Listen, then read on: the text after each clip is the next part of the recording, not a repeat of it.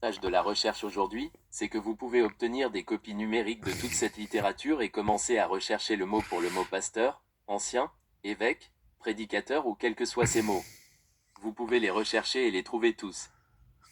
Et lorsque j'ai fait mes propres recherches, j'ai été choqué de voir à quel point le mot pasteur est rarement utilisé en référence à ses premiers dirigeants chrétiens. C'est un développement ultérieur que nous avons connu. Sont désormais l'héritage de. Mais une personne, si vous voulez blâmer une personne pour cette idée d'un chef spirituel dirigeant une église, qui est le coupable au début de tout ça, c'est Ignace.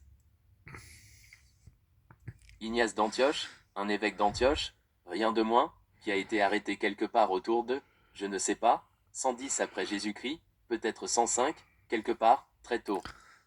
Et il est en route vers Rome, probablement, où il va être exécuté.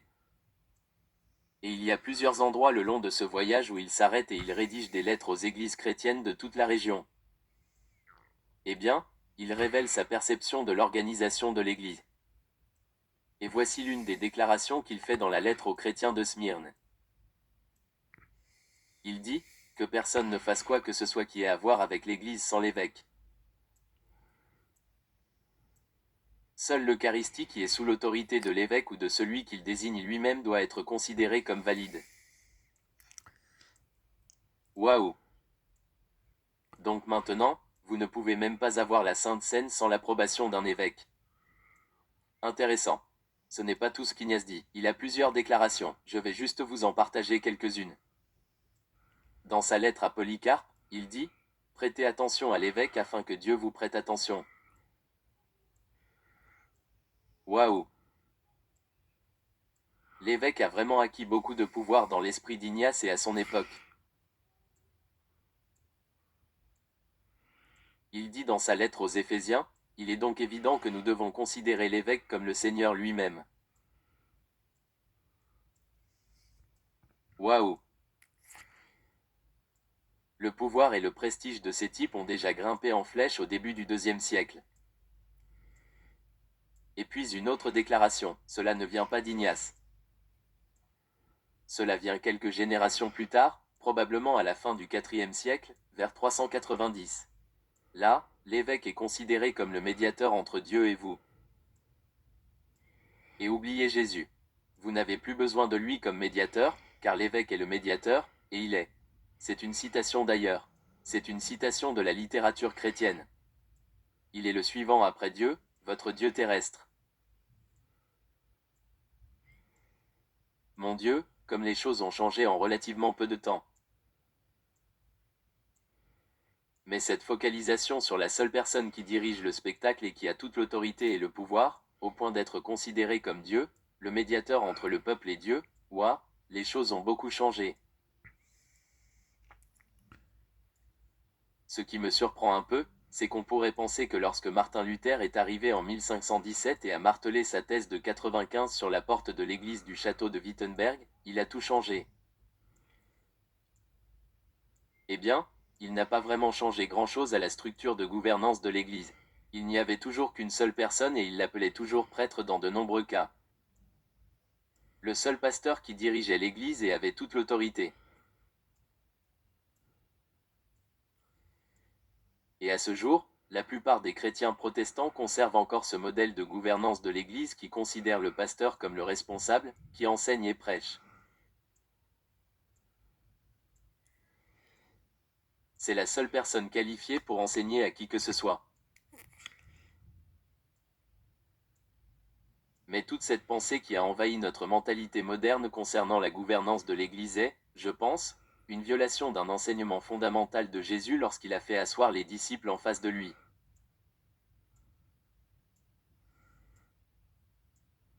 Il leur a dit, les chefs des nations les dominent. Mais il n'en sera pas ainsi parmi vous.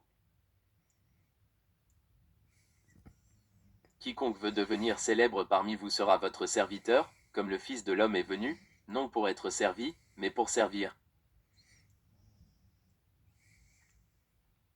Et là, il s'adresse directement aux 12 personnes qu'il a formées. Il les forme depuis 3 ans, Et il sait qu'elles sont sur le point de devenir des dirigeants d'assemblées dans le monde entier. Et il veut leur inculquer ce principe de leadership, et pourtant, il a été vite oublié au fil du temps.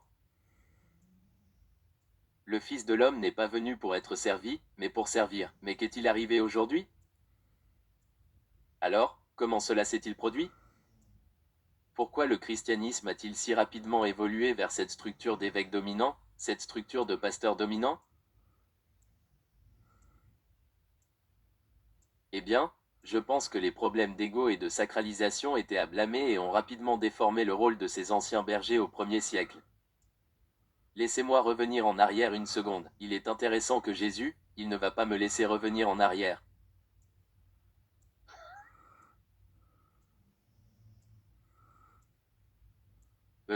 Quoi qu'il en soit, ce que je veux dire ici, c'est que Pierre lui-même fait également référence à cette question de domination dans 1 Pierre 5. Il est conscient de ce que Jésus a dit dans Matthieu 20 et au verset 28, à savoir que nous ne devons pas dominer ceux dont nous avons la charge, mais devenir des serviteurs.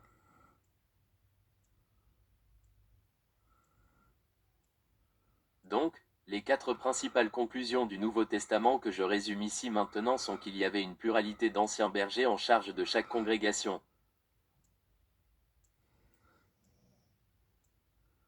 Les mots anciens, évêque et pasteur font tous référence à différents aspects de la même fonction dans l'Église primitive.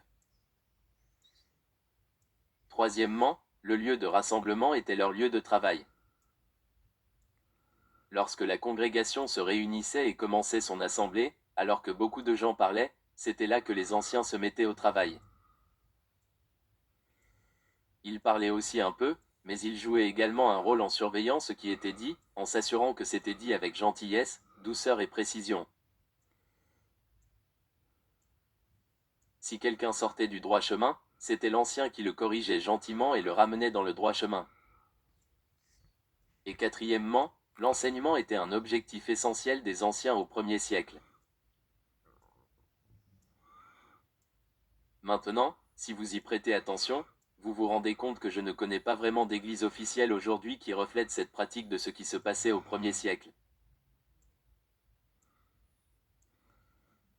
Vous pourriez donc